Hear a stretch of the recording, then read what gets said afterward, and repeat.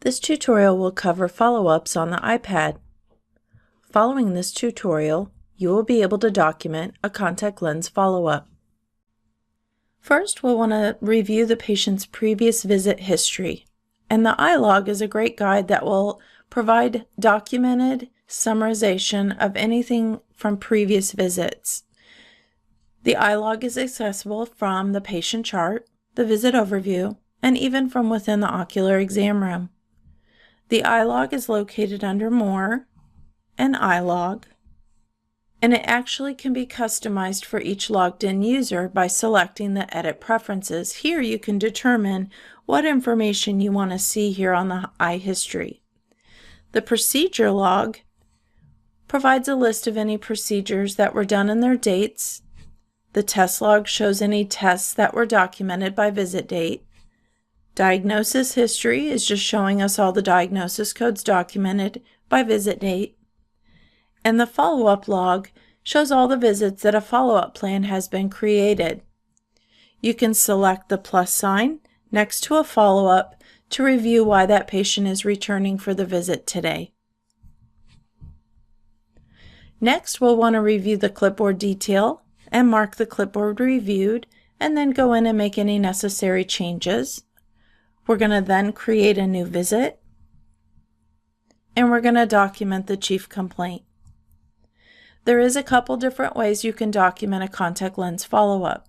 The first would be using the follow-up area within the chief complaint window, and on the left are all the previous diagnoses of why they were here and why they're returning. You're going to touch the plus sign next to the visit that they're returning for. And over to the right, we see the information from the previous visit along with a series of questions that we can ask the patient and answer. The patient presents for. Most of the time, you're going to be using further evaluation and management. Modifying factors, quality, signs and symptoms, timing, the patient states the condition is.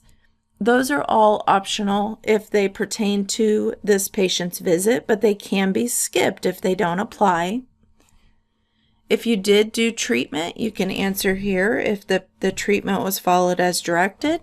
And the interval history can be used to document any information. So for example, had you wrote a prescription for medication, you could document the last time they took their medication, or maybe they took it differently than you prescribed it.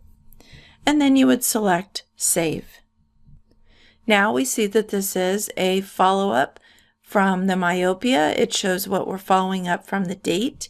It's also showing a lot of the detail about the follow-up from the questions that you answered in the series of questions when we selected the visit that they're following up from.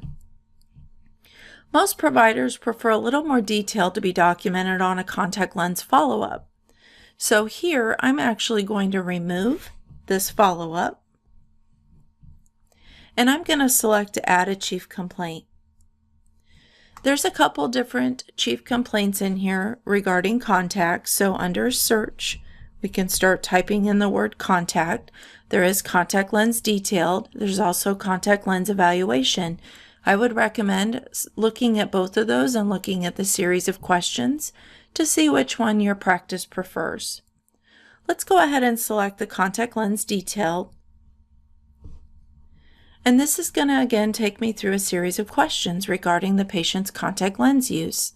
So the first one is this a new presentation or follow-up? So we're going to say this is a follow-up.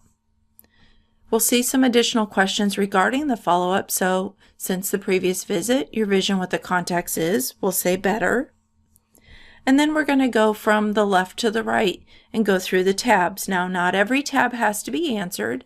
You're only going to go in and document in the sections that pertain to this patient's visit. How often are you wearing your contacts? Maybe they're saying every day. Did we give them a trial? Was the trial successful? How about the comfort? Do you sleep in your contacts? And then again, if some of these don't pertain to today's visit, we don't need to document that information. We can actually skip right over those Maybe we want to find out about the comfort. Maybe they're complaining about the comfort. We can document that information here. If there's any discharge, maybe they're using a different solution than what we gave them. We can document any information that pertains to this visit, and then we're going to save that complaint.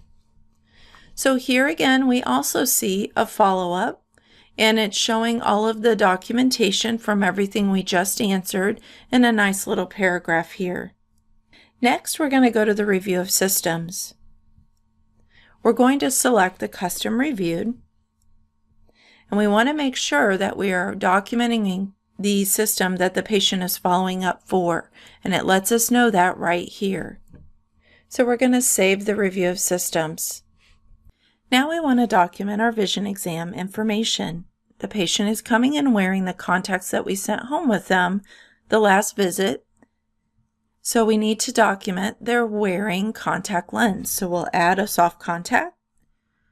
And using the View Import Refraction History, we're going to actually select that trial we gave them last visit, and we're going to import that.